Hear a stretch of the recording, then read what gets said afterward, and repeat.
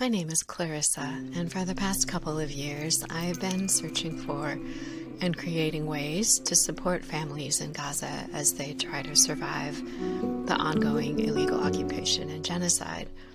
Part of these efforts have included attempts I have made to introduce specific families to my local and area communities through writing and speaking and fundraising, tabling, community organizing, anything I can think of. One major piece of this effort has centered on my giving presentations in my local and area communities called 8 Families in Gaza, Amplifying Their Voices.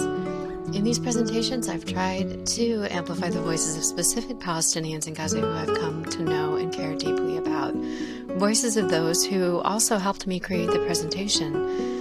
The presentation was developed in collaboration with them, and the families who are featured in these programs have generously shared their own photos and videos and writing and words and input and feedback. They've given me so much to share with others as part of this effort. And it's through these presentations that many people in my communities have come to know and care about these families and have joined me in the efforts to expand our networks of support for them.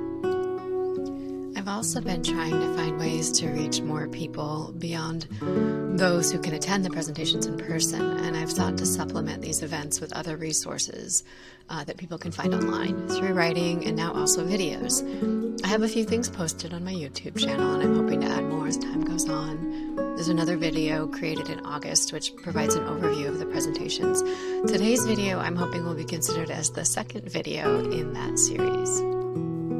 As of now, I will have given a version of the presentation about a dozen times since I first started giving it on March 2nd, 2025, which was also the first day of Israel's illegal blockade and siege, the most recent one that was designed to use food and medicine, water, and supplies as weapons. Today is the second week of November 2025. This blockade still exists even now because Israel is still restricting and banning the entry of aid, medicine, food, fuel, and materials needed for shelter and reconstruction. They've in fact demolished an additional 1,500 building structures since the beginning of this so-called ceasefire. Families in Gaza are still without adequate protection from the elements right now, and they're still facing the risk of starvation. The minuscule amount of aid that's being allowed in is not reaching any of the families that I talk to, and there isn't really aid. It's more commercial trucks that are being allowed entry, and not enough of those. The commercial trucks are bringing in supplies and food that still require people to have funds in order to be able to afford anything, and so families are still dependent on us and the efforts that we are making to try to help them get through this. Since the so-called ceasefire went into effect more than a month ago, Palestinians have been killed by Israel every single day. Israel is still blocking the exit of Palestinians who need to be evacuated for medical treatment. They're still blocking the entry of medical supplies. They are still blocking the exit of students who have received scholarships and acceptance to universities throughout the world. Things have not really improved, and the attention of many people in the world right now is elsewhere. Last night it rained heavily, and this morning I've been talking with families whose fragile tents collapsed in the night during the storm, and they have been trying to find a way to rescue their flooded shelters and create warmth for their children. The situation is dire. One friend told me this morning that he wanted to try to document the moment their tent collapsed so that people would see it and understand, but that it happened too fast and he couldn't record it. When he told me this, it made me very sad, as it shows again the enormity of the pressure Palestinians in Gaza are facing, not just to live through these hardships and experience the many forms of violence and suffering being inflicted upon them, but to then also somehow document them and prove the reality of their lived experiences of what's being done to them, in the hopes that those of us outside of Gaza will see it and will care and will do something. I think if you're watching this video, it's because you do care, and I hope you will do something. Direct aid raised by supporters via crowdfunding is what is and has been making a difference these past 2 years. This became essential early in October 2023, when Israel first began blocking the entry of food, medicine, supplies, and aid, targeting and killing aid workers, banning various organizations' entry. Even during phase 1 of last winter's so-called ceasefire, Israel was severely limiting and blocking supplies from entering, and what little came through, was not freely distributed, as is the case now. Everything still costs money. Everyone in Gaza is still dependent on people on the outside for support.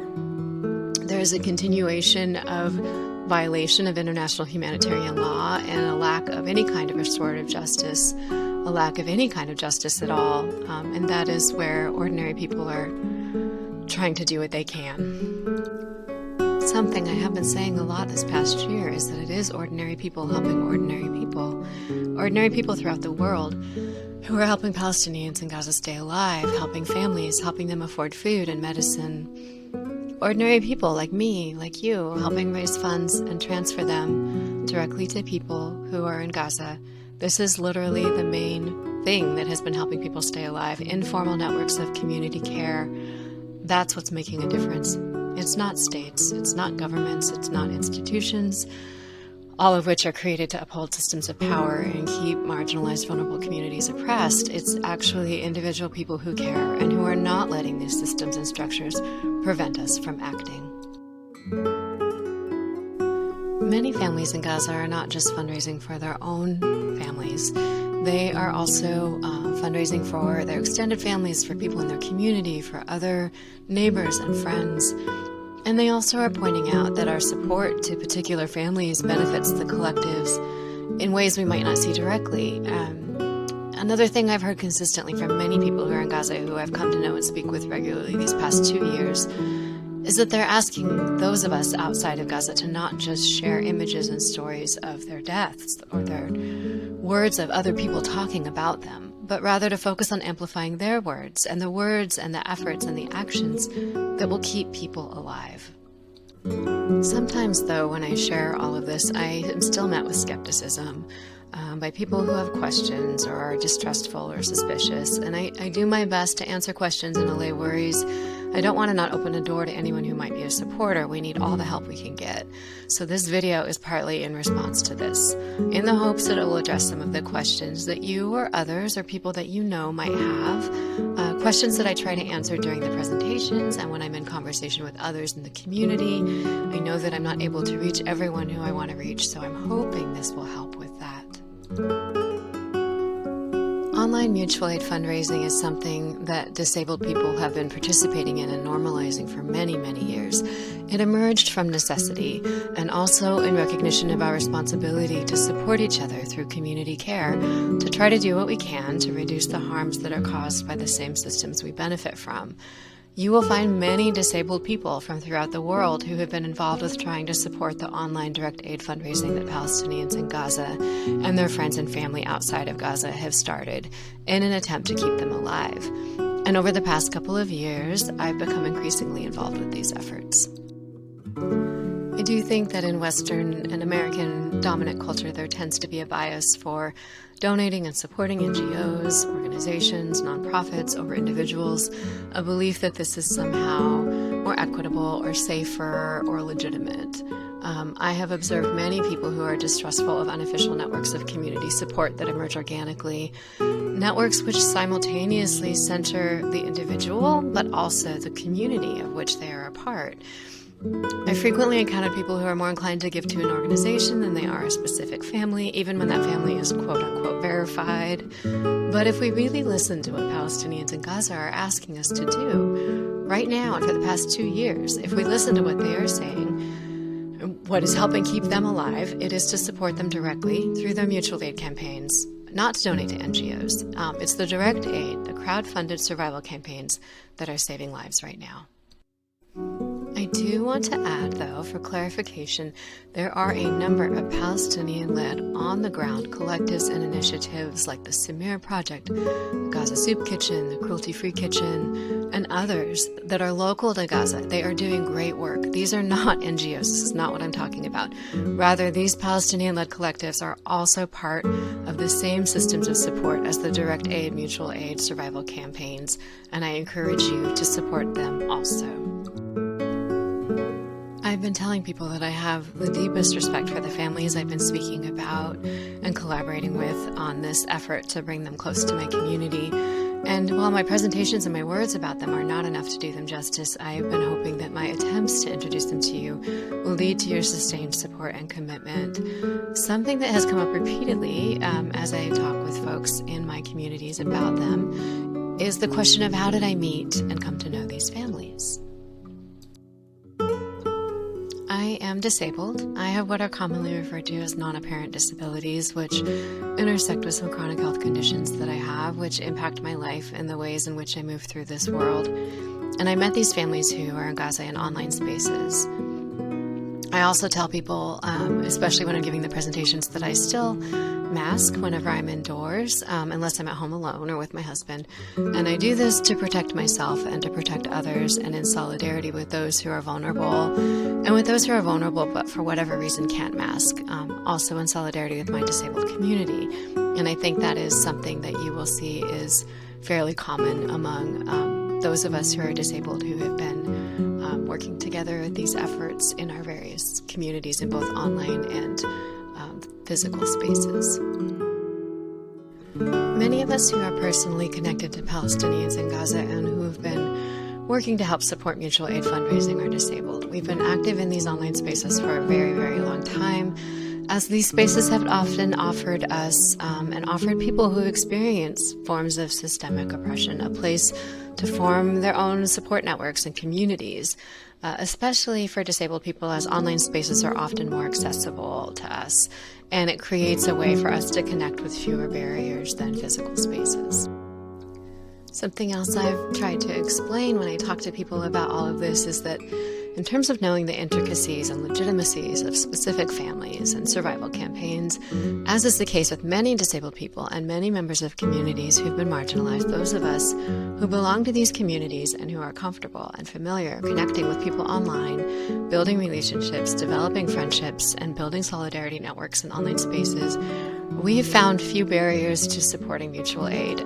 Any confusion over how to, quote, verify someone has been less of an issue for us, as our relationships and our networks form in ways that are comparable to those that many people form offline.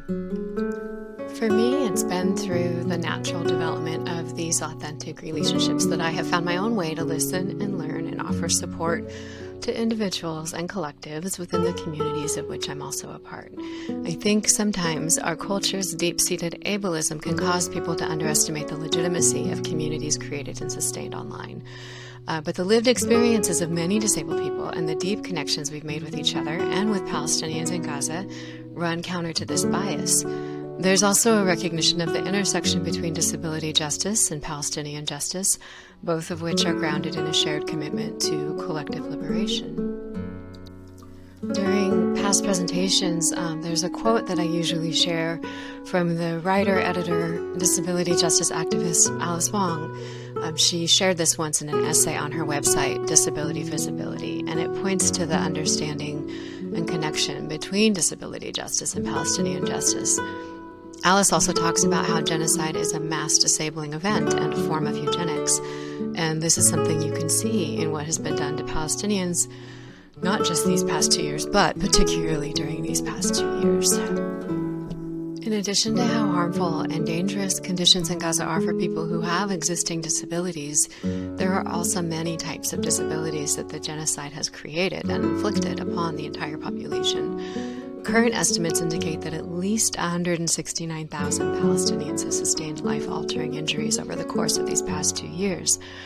I would go further and assert that every single Palestinian in Gaza is now disabled, especially when you think about the injuries and disabilities caused by trauma the impacts to mental health, the high number of people who have had limbs amputated, the deprivation of medical care and treatment for everything from diabetes to cancer to burns and wounds, the imposition of forced starvation, which also has both physical and mental health damages, not to mention displacement. I've also been sharing excerpts from an article written by someone named Monica Lucci about displacement as a form of trauma. There was a passage in this article where she talked about the, quote, irreversible loss of home, and in it she explained how, quote, there is a powerful sense of rightness in being at home, safety, meaningful connections to others, nurturing and stability and other conditions that favor growth and prosperity.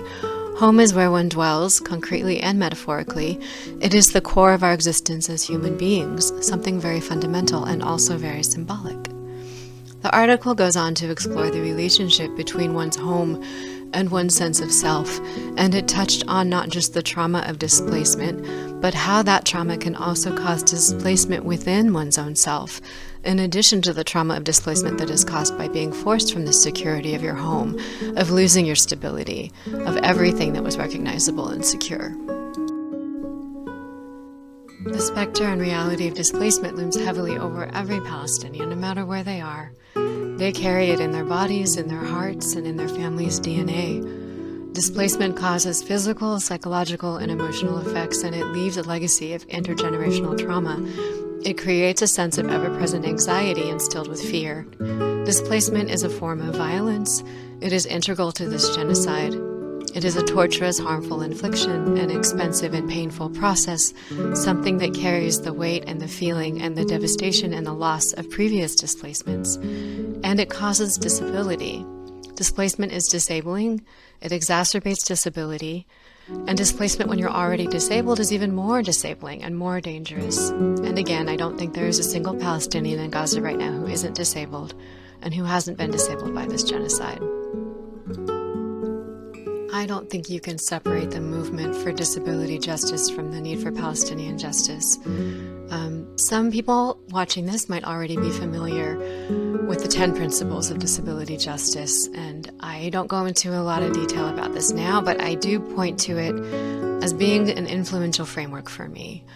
In particular, principles such as centering the voices and the leadership of those most impacted, and the commitment to cross-movement solidarity and collective liberation. The principle of centering the voices and leadership of those most impacted is something that I use and recommend as a framework also for when you're thinking about media literacy.